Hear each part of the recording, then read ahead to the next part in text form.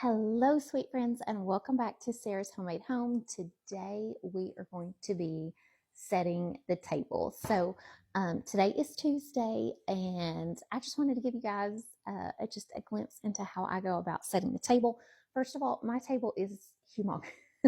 My table is really big. This table is the most special thing to me that I own in this house. If our house ever caught on fire, this would be the thing that I would be trying to drag out the door. Number one, my husband built this table for me, and he built it with our oldest son. So we have pictures of them building this table. But this came from the logs that are within our house. So it's beautiful. It might not be everybody's cup of tea, but I absolutely love hosting Thanksgiving. I love hosting Sunday suppers, Sunday lunches, and this table allows me to do it. So anyway, my table is seating for 12.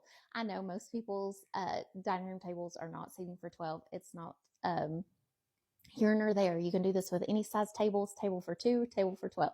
But what we are going to start with, this is you guys know that I am a mamaw grandma at heart, and I love everything vintage. So I found this at a vintage market. It was like open days, but this is a crochet, could be a tablecloth. I personally believe it to be a bed coverlet. I think that it was for like a twin size bed because it's not very wide, but it is very long. So I think it would have been like they would have folded it over in order to put their pillows underneath it. You understand what I'm talking about. But this coverlet fits perfectly on my table. So we're going to do that. Okay. Now we're going to walk and we're going to talk and we're going to do this together. Okay. So part of why I really like using a coverlet or a tablecloth whenever I am hosting the holidays is honestly, it's the water on the table. My table is unfinished wood. There's no stain on it. It is a raw wood table, and water from people's glasses leaves a ring. Now, does the water come out? Yes. Do I get really worried about it? No. Do I get upset about it? No. But when I know I'm having a party, I know I'm hosting people, just put a tablecloth down, and then the water gets absorbed into the tablecloth and not absorbed into your table. Now, yes, this tablecloth is antique, but would I be mad if somebody spilled something on it? No. Would I be upset if a kid tore it apart? No. I didn't pay a bunch of money for it. I think I paid like 20, maybe $30 at most for it. So when you are hosting and when you are having your company, don't put out the things that are your great great grandmother's that you're going to be absolutely very upset if it gets broken or ruined. Just don't do it. My mother-in-law is the queen of this. She says there's nothing in her house that hasn't been broken, peed on, or pooped on or something by somebody else.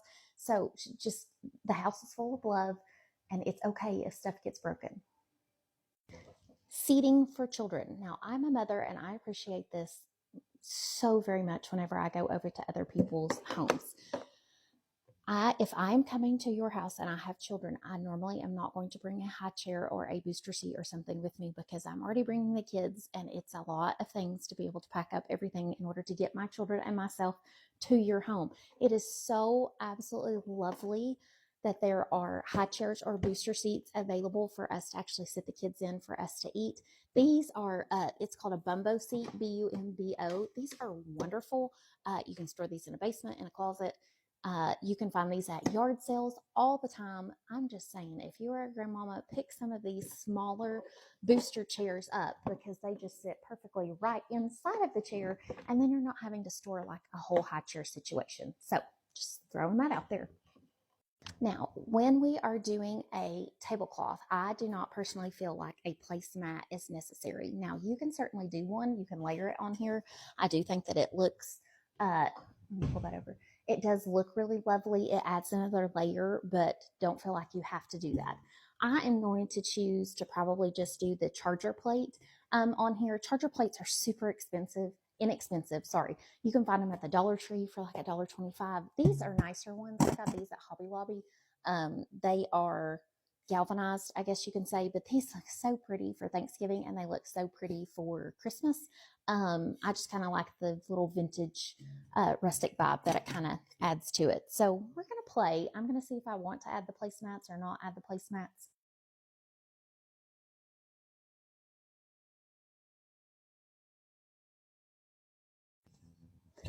Okay, so I already put my plates on the table, but I wanted to show you guys my actual pattern of china. Now, this is by Mikasa is the brand, and the pattern is parchment. Um, I've had these for many, many years. I love them. I think that they are beautiful. Um, we could, I'm obsessed with dishes, and we could do a whole video just on me and my absolute love of dishes. These I keep in my beautiful, that china cabinet right there. Um, this is my, it's not my antique china, but this is my really nice china, and I love using this. I use it typically always at Christmas, and I usually use it at Thanksgiving as well. I have other sets that I like to use throughout the year, like for Easter and things like that. But why I love this is because this looks great. This looks great with anything. So if I have antique dishes, I will typically just use like the salad plates and layer these. So like come Easter time, I have what is it called? Desert rose. I think it's desert rose. And I can layer that with this. This is just an absolute beautiful pattern because it's so basic, but it's really elegant. But anything looks good with this. Christmas trees look good with this.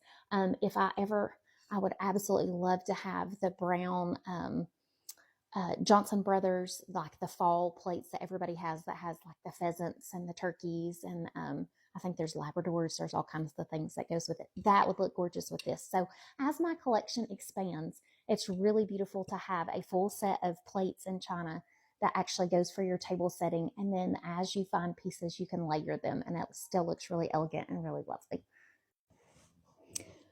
Personal little salt and pepper shakers. You can find these at antique stores, estate sales. You can find them all the time. I do not have enough for like every single person to have one, which would be really lovely. But as my collection expands, I like to put at least 3 sets of these to go down the table. And then that way people are not having to ask to pass the salt and pepper very far. It's kind of shared within a group of like 3 people. So next time you're out thrifting, try to find you some of these smaller salt and pepper shakers. I showed you guys my plate just a second ago, the beautiful china. But this is not everyday china that we use and eat off all the time. It is also Mikasa. This is the antique white, but I just wanted to show you guys up close. Do you see how beautiful that looks? That looks absolutely gorgeous combined together. Now, I am using the regular salad plate that actually goes with my pattern, but this is kind of what I was talking to you guys about, that these plates just look elegant kind of with anything that you put with them. This totally changes the look of it, but it really looks very beautiful. Now, this is probably the number one tip that I can give you. This is a page, the very front page in my cookbook. This is how to actually do a proper table setting. Now, you can take away, you can add to this. Go to your computer and print yourself one of these out. You just have to do it one time. And I'm telling you, I've had the same piece of paper for probably 10 to 15 years. But this is an absolute perfect drawing of what goes where. If I want to do the full place setting of everything, this tells me how to do it. If I just want to do kind of the bare minimum, it shows me how to do it. I have 2 boys, and my youngest is 2. He doesn't care anything about this, but my oldest is 7. He's getting ready to be 8. He knows how to set the table. He knows how to do a place setting. It's not boys versus girls. This is Southern etiquette, and it is just etiquette in general. And this is a wonderful thing to teach your children how to set a proper table. Just say. Now, this silver was gifted to me from my mother. It's just a silver plate set. It is old, it is antique, but guys, I love the fact that it is a little bit tarnished. I haven't polished it in a while, but I love the simplicity of it. It looks vintage because it is vintage, and I think it's just absolutely darling. And I love using it because it really makes the place setting a bit more casual. It doesn't make it quite as formal. If you have everything new or if you have everything old, it doesn't go together. The mix of the new, the old, the layer. So I have an old tablecloth. I have new china. I have old silverware, and then I will show you guys my old glasses here in just a second, my stemware, I guess you can say. Now, these are gorgeous iced tea glasses. These were my husband's grannies. This would have been his mama's mom. And she didn't have a full set of 12, but I was actually very fortunate enough I found another set. I think it was off of eBay to finish out my table. So she had, I think, service for 6 or service for 8. So I just had a couple of glasses that I had to find, but I love the weight of them. They're beautiful. They're heavy, which is, I think, really good. I don't want anything overly thin, but they are absolutely gorgeous and they look really beautiful on the table. And I have no other set of iced tea glasses. This is the only set I use. So for every holiday, we're getting the same one. Now, there is no centerpiece on the table, and I don't like centerpieces on the table because if we are here and we're together and everybody is joining us for a meal, there's going to be a ton of people and there's going to be a ton of food. The only thing that I do like to sit down through the table is just a couple of cake stands. And then when it comes dessert time, or I can set bread on these during the meal, or I can set the pies on these or cakes, and people can kind of just sit and socialize and eat, and then it's just kind of there for the taking. You can go ahead and set like appetizers if people are going ahead and sitting down.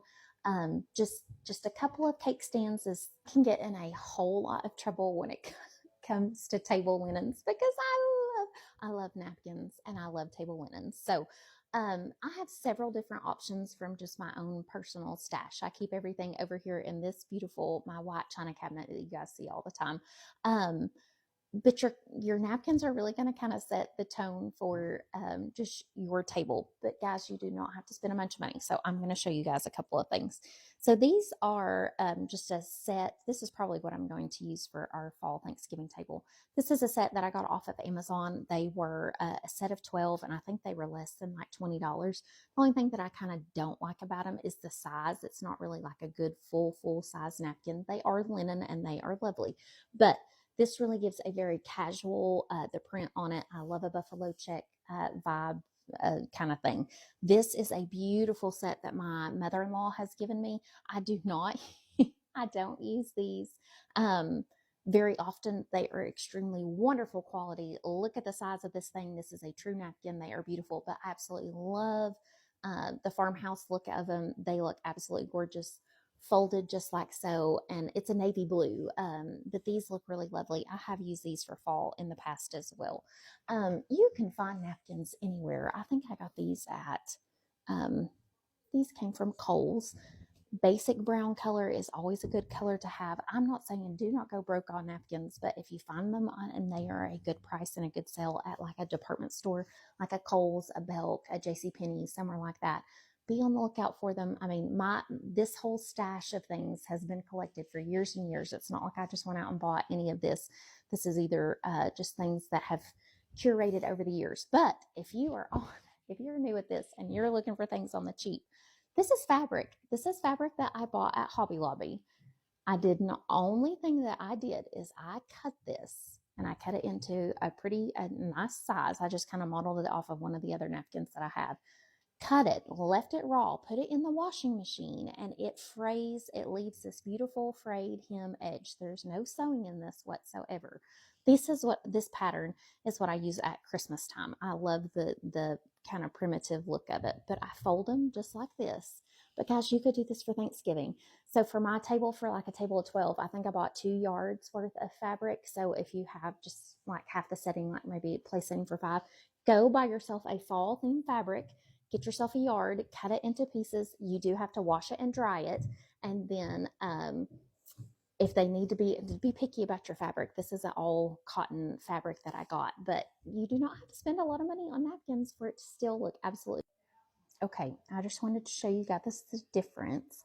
This is the beautiful farmhouse white and navy napkin versus, see how that just really changes it, kind of makes it a little bit more casual.